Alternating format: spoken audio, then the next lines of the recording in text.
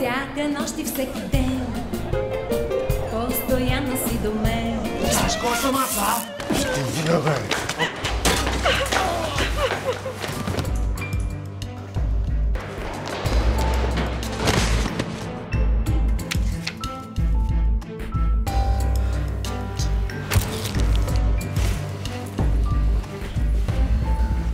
Изчезна преди 40 години.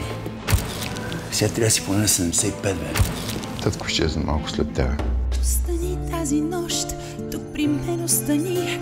Двете тежки врати. Последно следваше самоубийството на една певица. Жана Янева.